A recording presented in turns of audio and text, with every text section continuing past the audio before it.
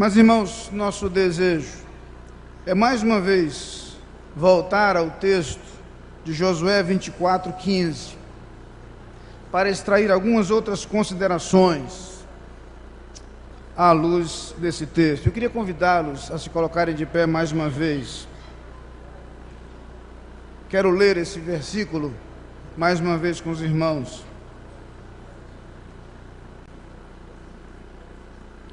Josué diz ao povo: porém, se vos parece mal aos vossos olhos servir ao Senhor, escolhei hoje a quem sirvais, se aos deuses a quem serviram vossos pais que estavam além do rio, ou aos deuses dos amorreus em cuja terra habitais.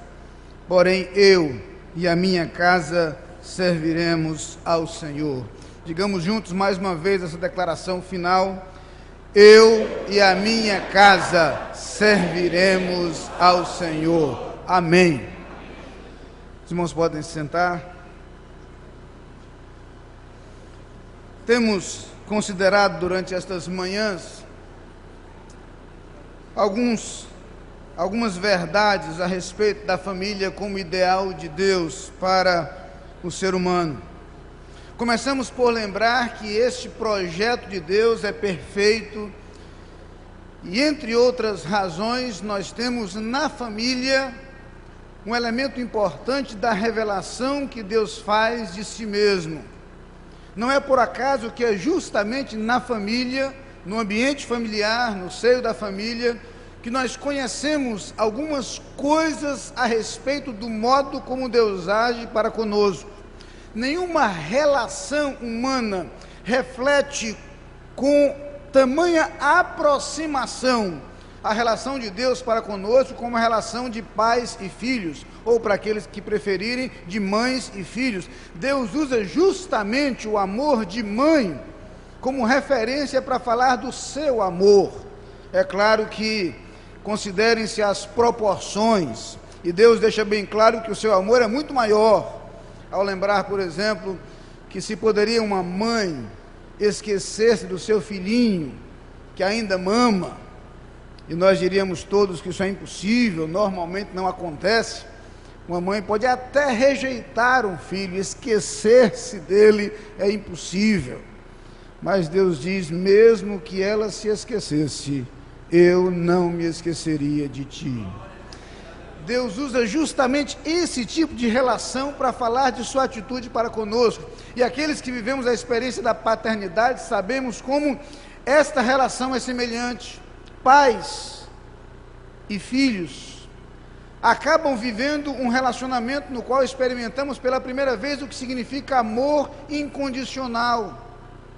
Um pai não providencia o suprimento das necessidades do filho na expectativa de retorno. Pai não passa a infância do filho calculando quanto gastou com o filho, para calcular quando vai receber isso de volta. Pai supre as necessidades do seu filho, exatamente como Deus faz para conosco. E é bem verdade que filho nem sempre reconhece, exatamente como nós fazemos para com Deus. Lembro-me de uma história de um pai que certa vez levou o filho para tomar uma vacina. Quando o garoto viu a agulha, entrou em desespero, começou a chorar, só foi consolado quando a enfermeira disse: não se preocupe, você pode escolher o braço. Ele disse: o dele.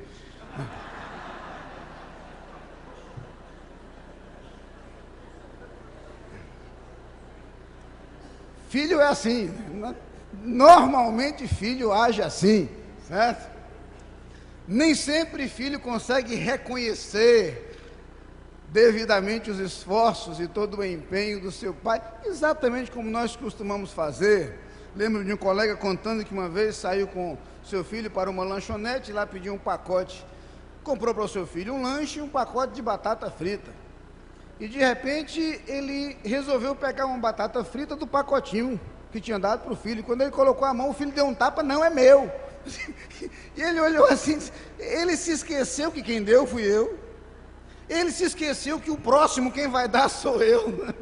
Ele se esqueceu de quem dispõe do recurso sou eu. Absurdo é perceber que nós fazemos a mesma coisa em nossa relação com o Senhor. Mas é curioso como a família reflete com muita proximidade o nosso relacionamento com Deus. E a família foi projetada por Deus, entre outras razões, para isso, para que nós pudéssemos ter algum flash e algum conhecimento, conquanto parcial e limitado, do seu relacionamento conosco. Mas não apenas consideramos a família como projeto de Deus, pensamos no desafio do cenário.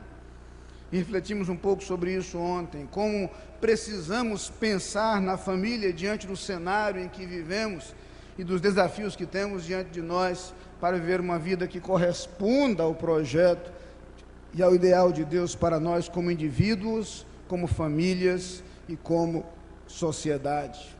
Hoje eu queria, irmãos, caminhar de forma mais prática, considerando a postura assumida por Josué. O que nós descobrimos é que, a partir da percepção do valor da família, e a partir da visão clara do cenário desafiador ao seu redor, Josué fez uma escolha, fez uma opção. Ele encontrou o caminho. E o caminho encontrado por Josué é o caminho do serviço ao Senhor. Nunca é demais lembrar o contexto histórico. O povo havia chegado à terra prometida, com a qual havia sonhado e pela qual havia orado durante décadas. E agora chegar e conquistar a terra através de manifestações maravilhosas do poder de Deus, a travessia do Jordão, a conquista de Jericó, as vitórias sobre muitos povos já estabelecidos na terra. Convém lembrar que não seria fácil para um povo nômade, que sequer tinha um exército formado, conquistar cidades que já estavam devidamente estabelecidas, algumas delas fortificadas. Mas ocorre esse processo, a terra é conquistada. E agora chega o momento da divisão da terra, a terra é dividida, as tribos vão se estabelecer e o país vai começar a se formar. E nesse momento é mister que o líder coloque bem claro diante do povo que há uma escolha a ser feita, há uma decisão a ser tomada. E para Josué está muito claro que o caminho é servir ao Senhor. Mas há algumas implicações presentes aí. E esse capítulo 24 de Josué, em alguns outros versículos, vai nos ajudar a entender melhor essas implicações. Primeiro, é preciso entender que servir ao Senhor implica em reconhecer o que Deus tem feito.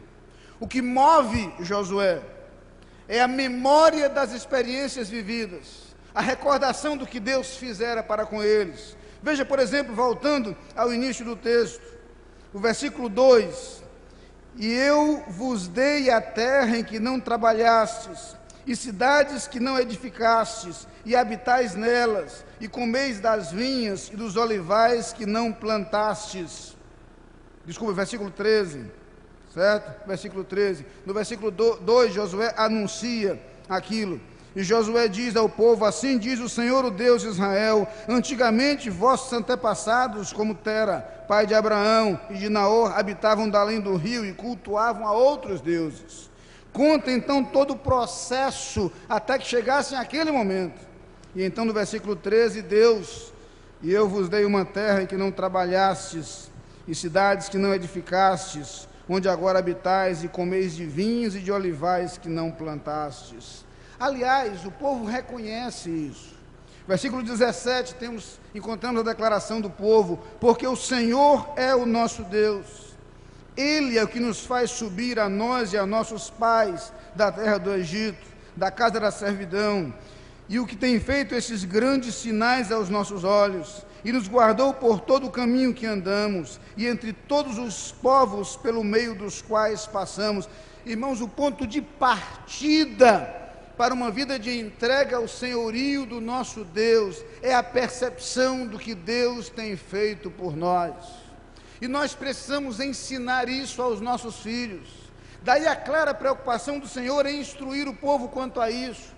Eles deveriam contar aos seus filhos aquilo que Deus fizera. Eles não encobririam as gerações vindouras, como diz o salmista.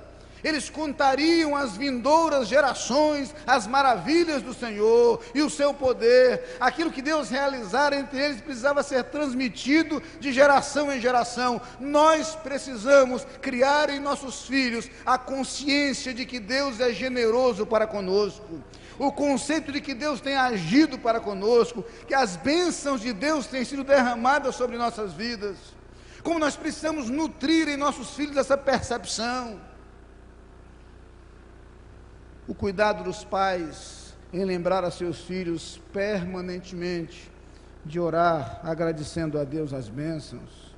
Orar na hora das refeições, aprendi isso em minha infância.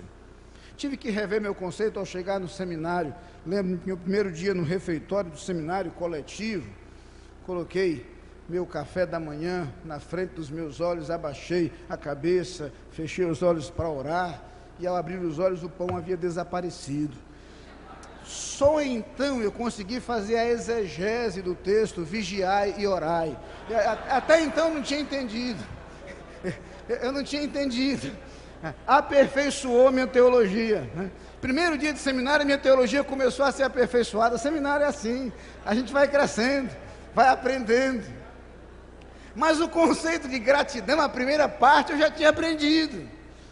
Como precisamos nutrir no seio de nossas famílias o sentimento de gratidão, o reconhecimento por aquilo que Deus tem feito, a percepção do agir de Deus, a lembrança permanente de que Deus age para conosco, não na medida dos nossos merecimentos, mas na medida da sua generosidade, na medida de sua bondade. Quantas coisas Deus tem feito por nós, quantas bênçãos Deus tem derramado sobre nós. Irmãos, é claro, essa palavra só se aplica àqueles que têm sido abençoados por Deus. Se o irmão não foi, a sua família não foi, está liberado.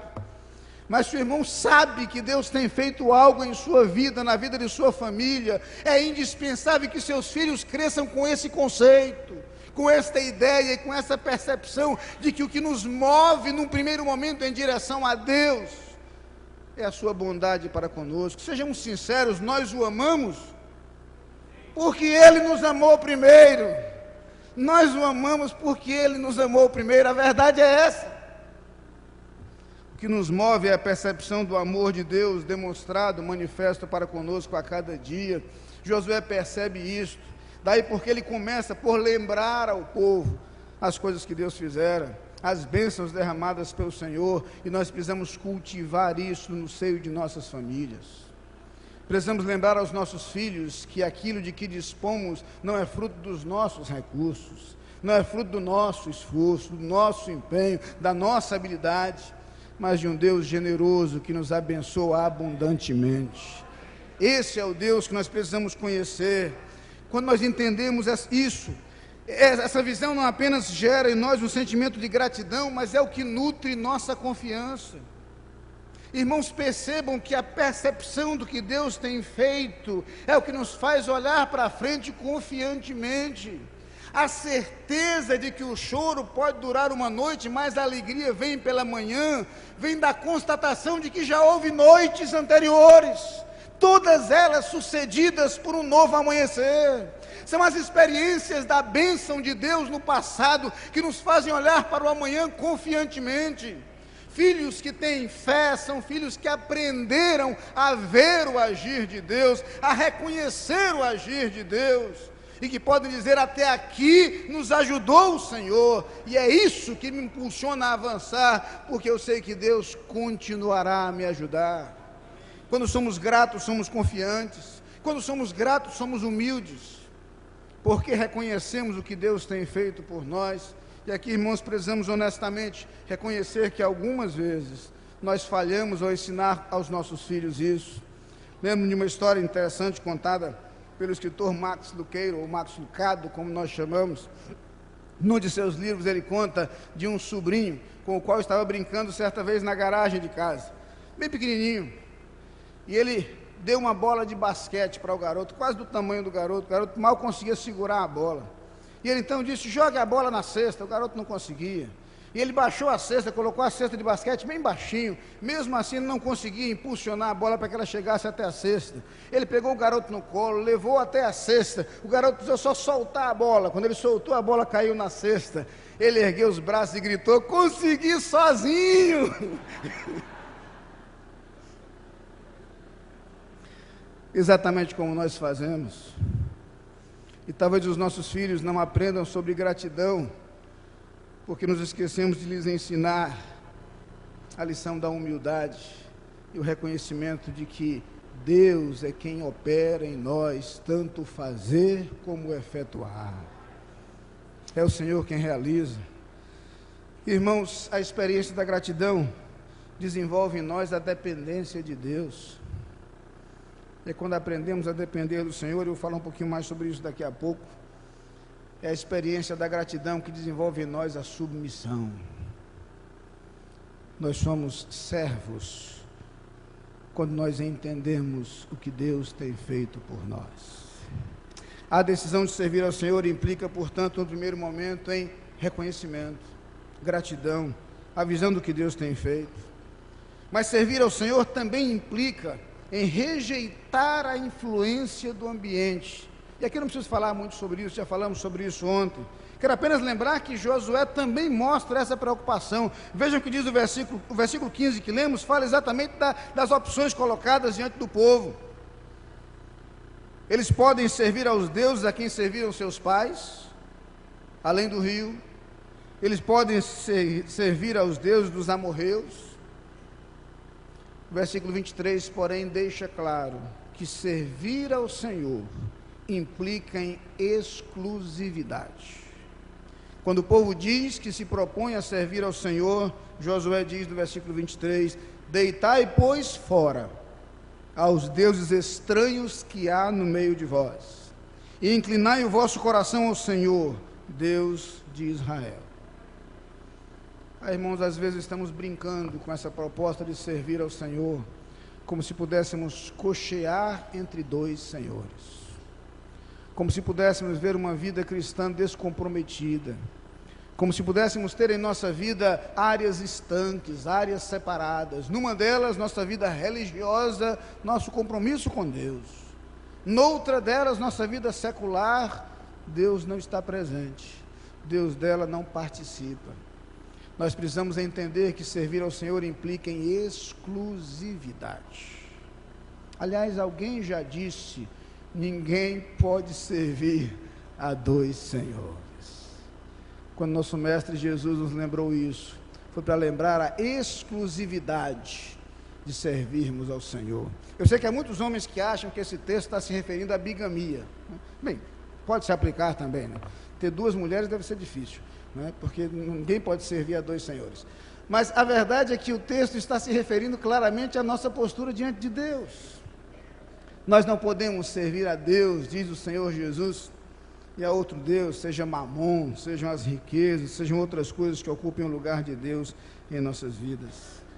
Estamos rodeados de uma sociedade imediatista, hedonista, consumista, materialista, egoísta, inconsequente, irresponsável, relativista, e seremos permanentemente tentados a agir como ela.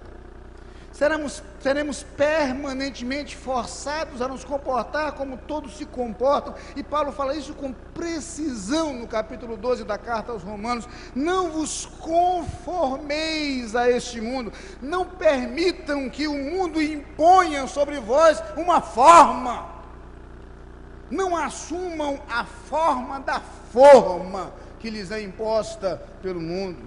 Não vos conformeis, mas transformai-vos pela renovação da vossa mente, do vosso entendimento. Irmãos, na verdade nós precisamos entender que a opção por servir ao Senhor inclui compromisso. A opção por servir ao Senhor inclui uma decisão clara para dizer não a muitas coisas. Talvez algumas coisas que sutilmente comecem a tomar espaço em nossas vidas e fazer parte do nosso caminhar.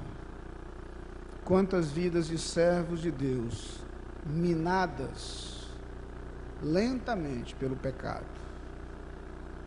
Quantos relacionamentos minados lentamente por más influências.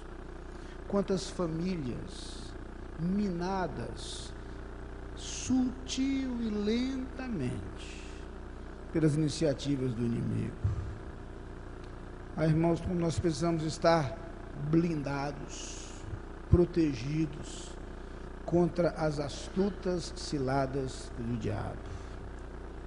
Josué tinha plena consciência de que a influência daqueles povos poderia, como acabou causando, poderia causar um terrível prejuízo àquele povo.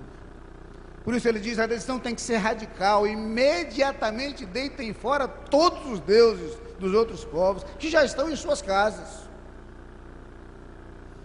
Talvez haja, irmãos, em nossos lares algumas coisas que precisam ser deixadas de lado.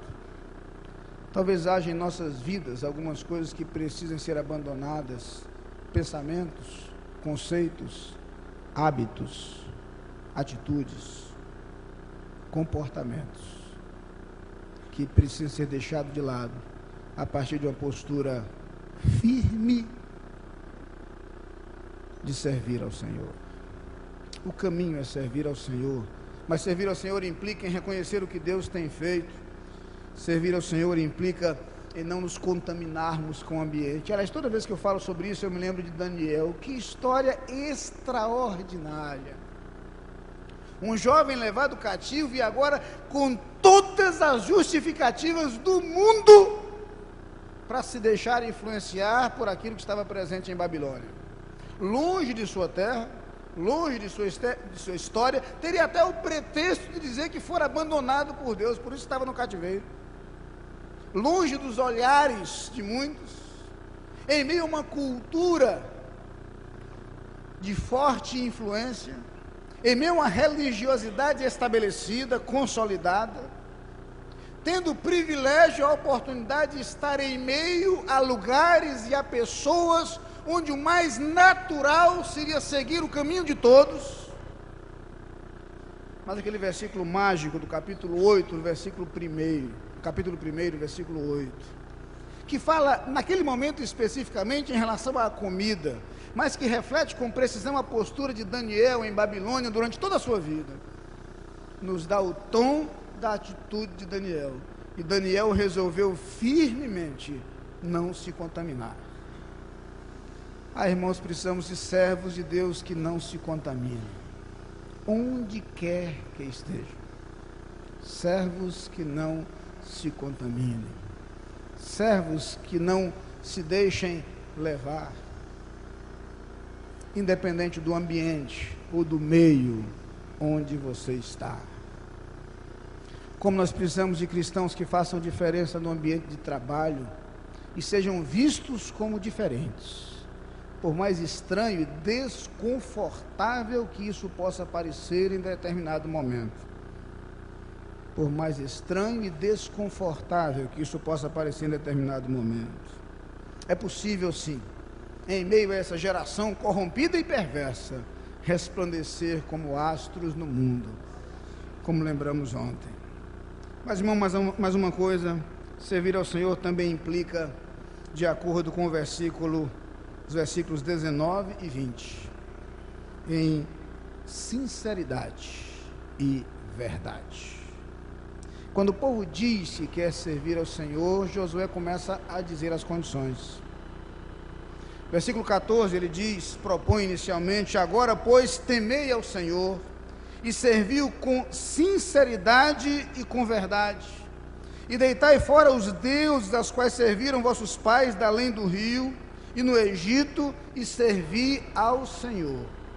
Os versículos 19 e 20 continuam nessa direção, e ele diz: então Josué disse ao povo: não podereis servir ao Senhor, porquanto é Deus santo, é Deus zeloso, que não perdoará a vossa transgressão nem os vossos pecados, se deixardes o Senhor e servirdes a deuses estranhos.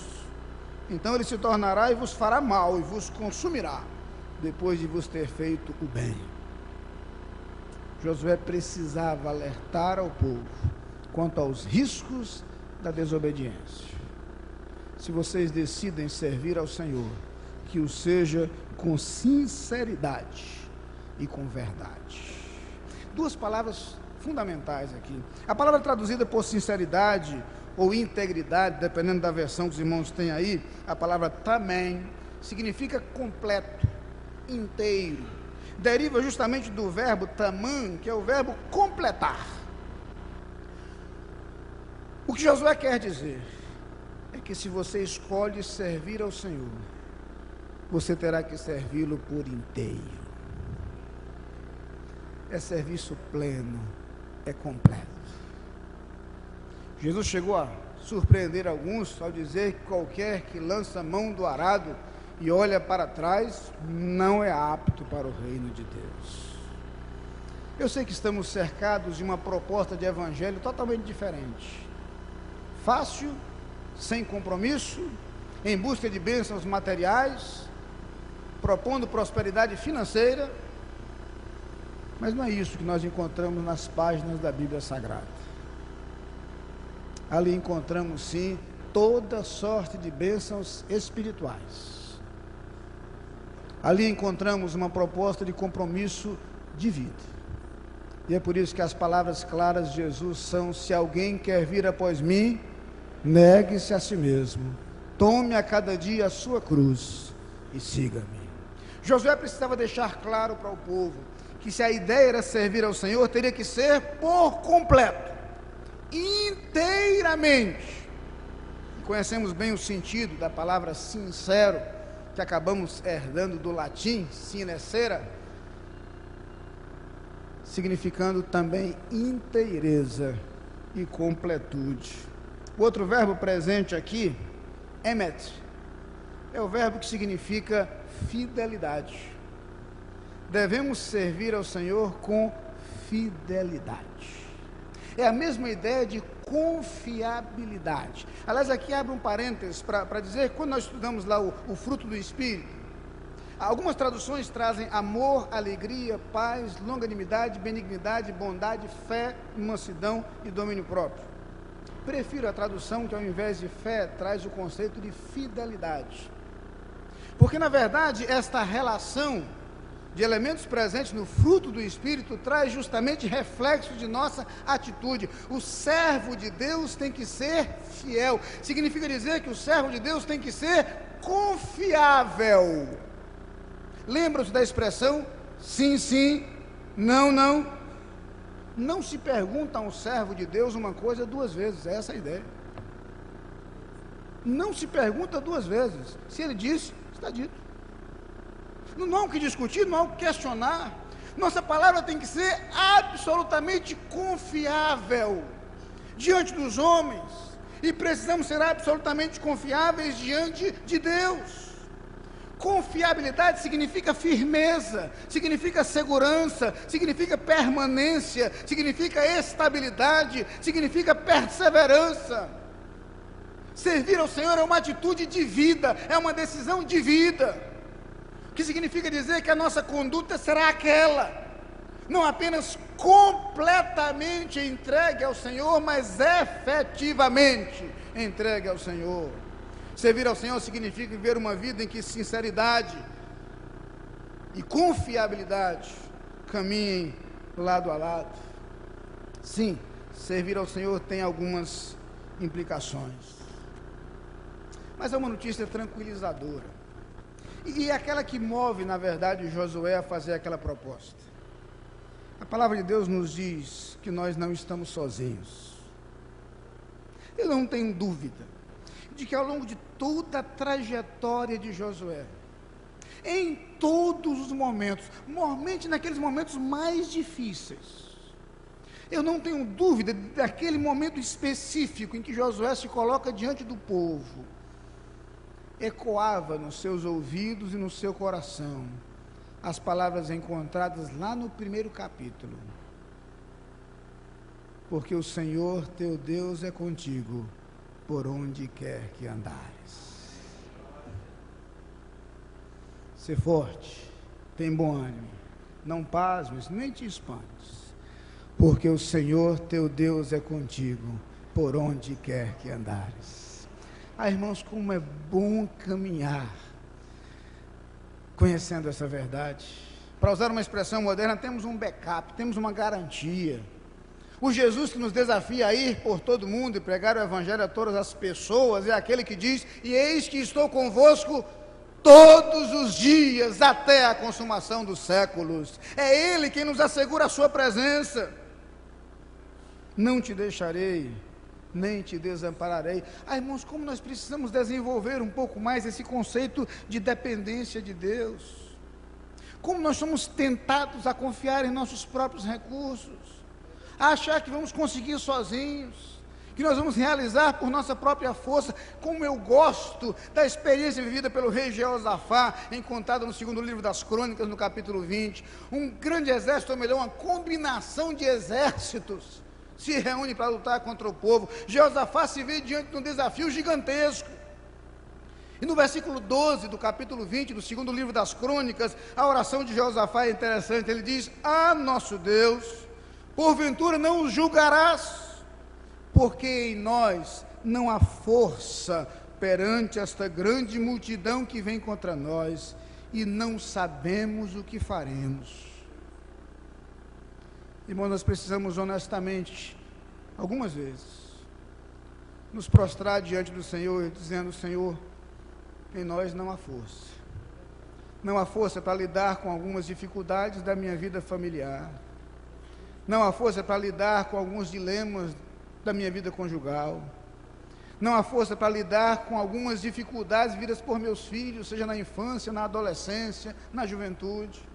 Não há força para lidar com o peso da enfermidade, ou da angústia, ou da preocupação, ou dos problemas diversos. Honestidade para nos prostrarmos diante do Senhor e dizer: Senhor, não sabemos o que faremos. Eu não sei o que fazer, eu não sei o que dizer. Eu não tenho a sabedoria necessária para ter o caminho claro diante dos meus olhos. Mas a oração de Jeosafá conclui dizendo: porém os nossos olhos estão postos em Ti. Irmãos, nós podemos colocar os nossos olhos no Senhor. Nós podemos dizer como o salmista: eleva os meus olhos para os montes, de onde me virá o socorro. O meu socorro vem do Senhor, que fez o céu e a terra. Ou como nas palavras de Neemias, nas palavras do próprio Jeosafá: nessa batalha não tereis que pelejar. E Neemias diz ao povo: nosso Deus pelejará por nós. Por isso, irmãos, eu queria voltar ao desafio com o qual concluí a mensagem de ontem. Não desista. Não desista a despeito do cansaço, do medo, das frustrações. Recorra ao Senhor. Quanto tempo o irmão tem gasto orando por sua família? Quanto tempo o irmão tem gasto orando por seus pais, por seu cônjuge, por seus filhos, por seus relacionamentos? Quanto tempo o irmão tem gasto orando com a sua família? Quanto tempo o irmão tem dedicado à oração pelos seus? Eu desafio a se colocar diante de Deus e dizer: Senhor, às vezes em nós não há força, às vezes não sabemos o que fazer, mas os nossos olhos estão postos em Ti. Colocar nossas famílias diante do Senhor. No livro de Neemias, que é um livro que não trata sobre família, que trata sobre reconstrução, há duas coisas muito bonitas que nós aprendemos. Uma delas é quando Neemias nos ensina sobre prioridade. Lembram-se de Neemias 6? Estou fazendo uma grande obra, de modo que não poderei descer. Por que cessaria a obra enquanto eu a deixasse e fosse ter convosco? Prioridade. Uma outra lição, exatamente, a lição de confiança. No capítulo 4, versículo 21, Neemias diz ao povo: o nosso Deus pelejará por nós. E eu queria desafiá-lo a tomar esta decisão a decisão de Josué: eu e minha casa serviremos ao Senhor, tendo muito claros em sua mente esses dois conceitos: o conceito de prioridade e o conceito de confiança. Prioridade, porque talvez nenhum outro bem seja mais precioso aqui na terra do que a nossa família. Confiança, porque o nosso Deus pelejará por nós. Que assim, fiados nele, conscientes do que ele já fez, certos de que ele se propõe a caminhar conosco, nós nos prostremos diante dele, e aí, não seguros por nossa capacidade, mas confiados no Senhor, possamos dizer decididamente: eu e a minha casa serviremos ao Senhor. Juntos, eu e a minha casa serviremos ao Senhor. Amém.